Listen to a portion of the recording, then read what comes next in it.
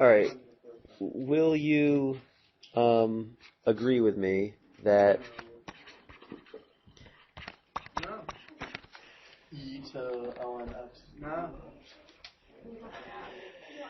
is that from pre-calc? Algebra 2? I just don't want to. All right, so that equality holds true from either algebra 2 or pre-calc, that e to the natural log of x is actually equal to x. And you could actually, if you didn't quite believe it, do you know where, like, I guess this, Could you prove it real quick, just because I forget the rule? Okay, there's my proof to you. What? Can I ask a question about the screencast thing? Sure. Are they downloadable? Right now you can only watch them online. I think I can get it so that you can actually download them to like an iPod. I don't know. I don't know if people are really interested in like watching calc on their iPod. I don't know. So I don't know. So there's my proof. Actually, the base is e. So this says e raised to this is equal to that, right? Just by definition, to get logarithmic into exponential, this would say the base is e, so e raised to what? The ln of x is equal to x. So the proof just starts off that ln of x equals ln of x. There it is. Right? I mean, it's really like the log base b of, I don't even know what you did. X equals a, so b to the a equals x. Does that work? Okay. All right, so I have two equations that are equal. I'm going to take the derivative of both sides. Because if the functions are equal, their derivatives have to be equal. Right? If the functions are the same, their slope has to be the same. Does that make sense? I will do the right-hand side. Whoops. I was too eager. I will do the right-hand side. The derivative of x is 1. What's the derivative of e raised to something? E raised to something times... Times ln of b. Okay, times the derivative of whatever that is, times the derivative of ln of x. Well, guess what? This is really useful because using this information, I can actually figure out what the derivative of a natural log of x is. E to the ln of x, you've already told me. What's that equal to? X. So, if you've ever wanted to know what the derivative of the natural log of x is, it's equal to 1 over x. And there's your rule for today. So there's the proof that leads up to it. And I just started with you making sure that you agreed with me. And I did a little bit of algebra, a little bit of calculus. And I now have a new rule.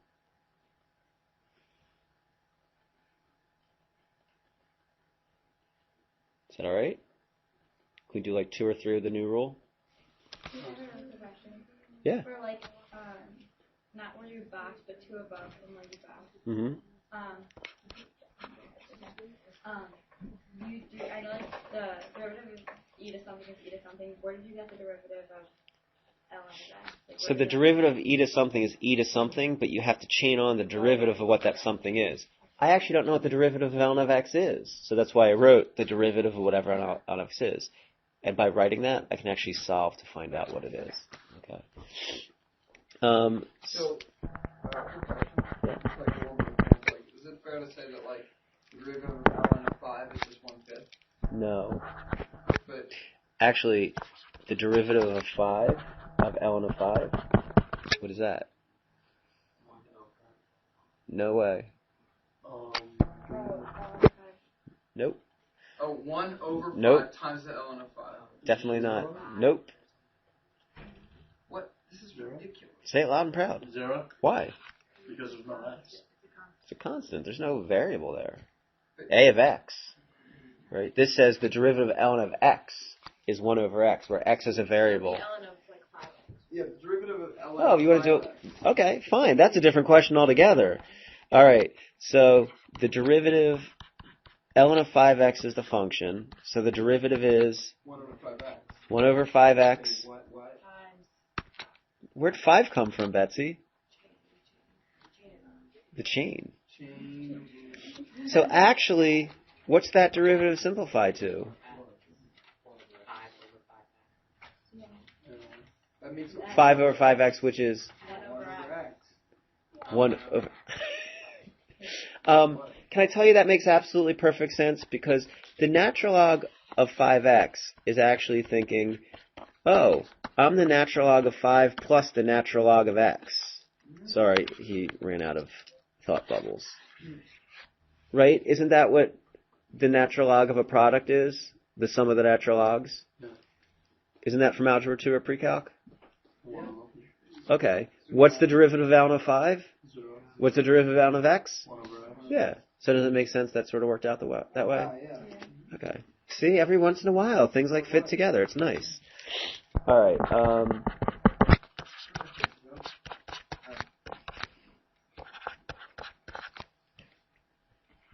All right. Yep. Who's up? Oh, that doesn't look like a haircut. Never mind. Sorry. I'll make it better. All right. Jack? I was just like doing it myself. Oh, sorry. Gabby? It'll be 1 over x squared plus 3x times 2x plus 5. You got it. Some people in the book, you might see the 2x plus 3 in the numerator. Where'd the 2x plus 3 come from, Gabby? Okay. Yep.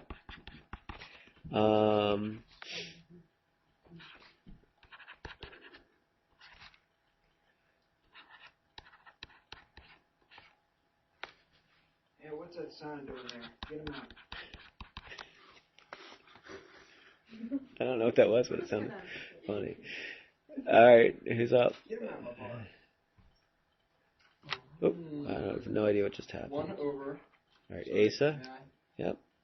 1 over sine of e to 3x.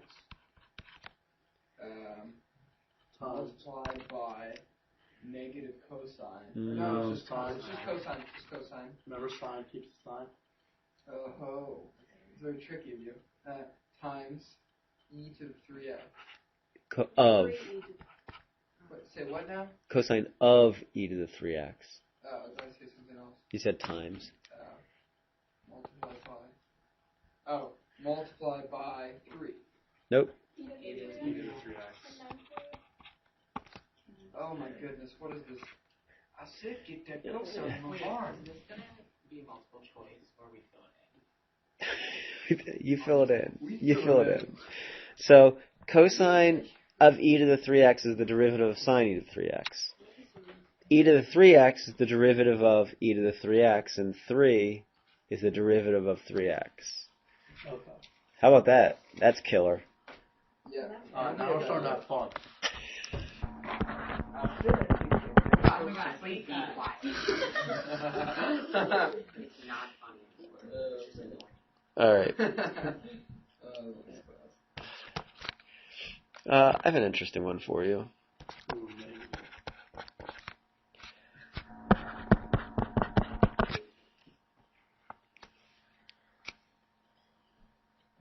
You want to try it? Yeah, I'll try this one out.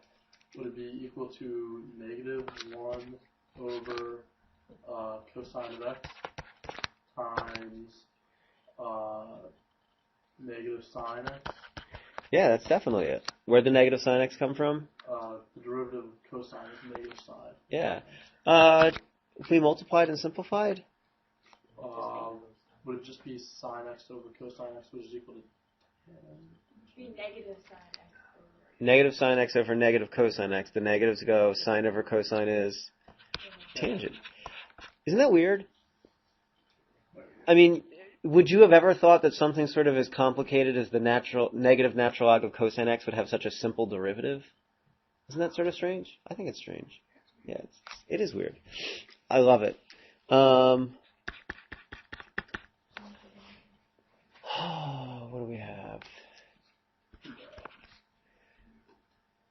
ln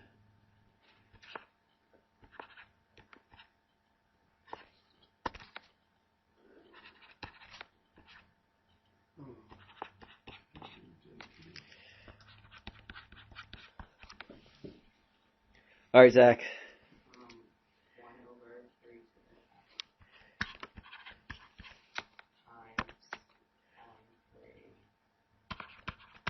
3x All right, so there's the derivative of the first. plus, Not yet. oh, times 1,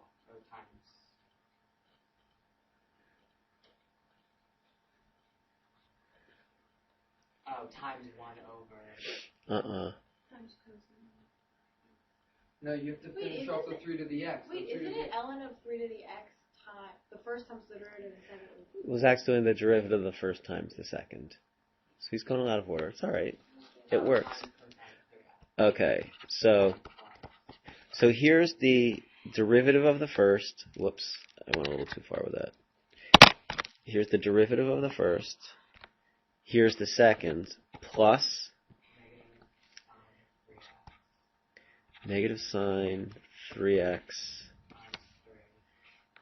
times 3. So that's the derivative of the second. times ln of 3x. Whoops. Alright, and let's bring this back a little bit. Alright, so the derivative of the first times the second plus the derivative of the second times the first. In this case, here are the chains. Whoops, that's a chain, and here's a chain. Is that alright? That one was a little, yeah, that one was a little complicated. Alright, can I show you another rule? Actually, can I prove to you a rule that you already know? So I'm not actually going to give you another rule. Is it going to change our lives? Nope, not at all. you ready for them? You already have. I just never proved it to you. We just put up a convincing argument, and if you believe the proof that we did here, that the derivative of ln of x is equal to 1 over x, then this proof flows pretty naturally. Whoops. Ln of a to the x. Yep. When you're doing like derivative is 1 over x or whatever, and but then you change something on, that's not under. It's not. No, Okay. not. Okay. So are you okay with this from Algebra 2 or Pre-Calc? The natural log of a to the x is equal to x times ln of a? Okay. So I'm actually going to take the derivative of both sides, because if the functions are equal, it means their derivatives must be equal.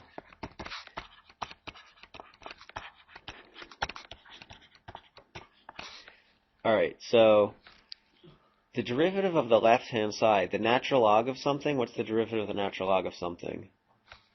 1 over something.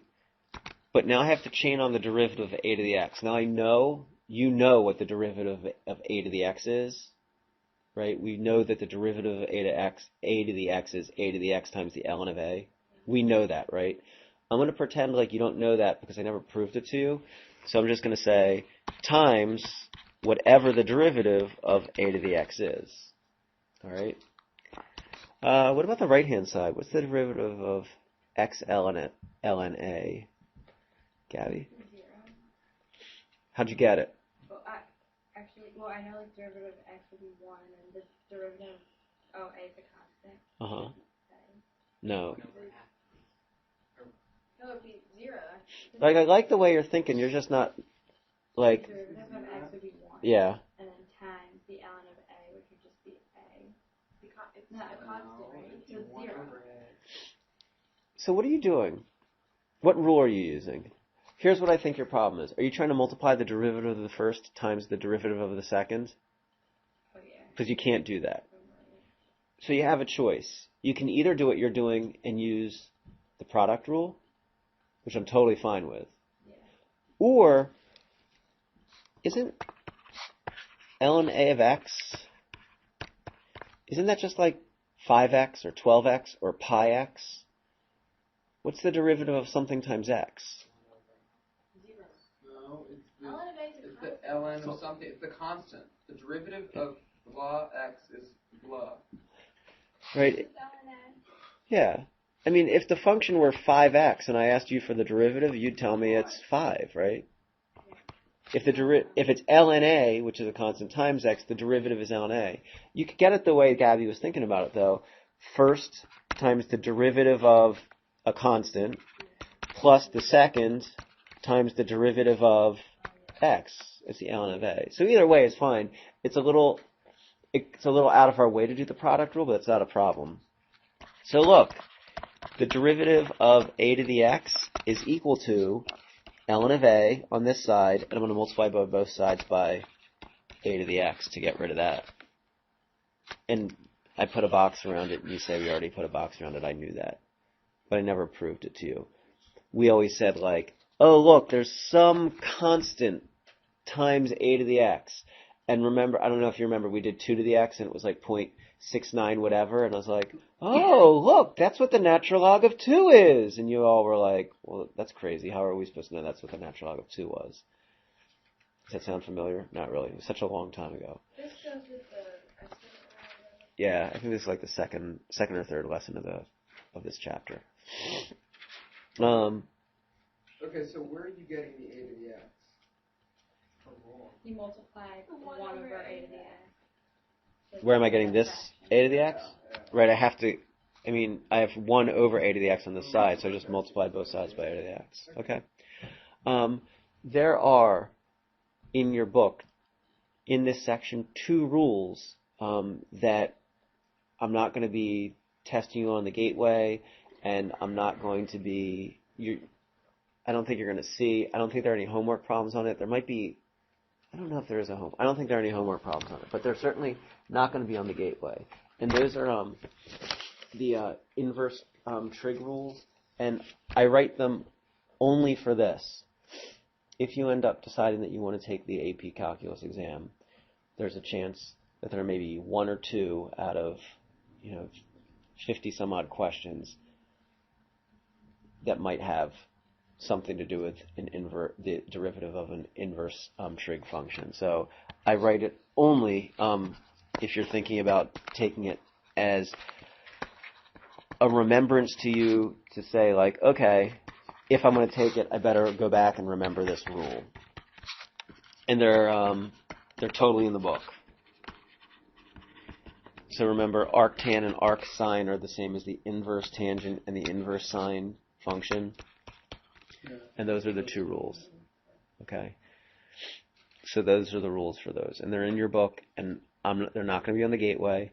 But you should put like a star next to it, like if you're going to go back and take the AP exam. At that point, you have to decide, like, I'm not going to memorize it, and I'm going to get those wrong, and it's not going to be a big deal, or I am going to memorize it because I can get a couple extra points. Okay, Tali?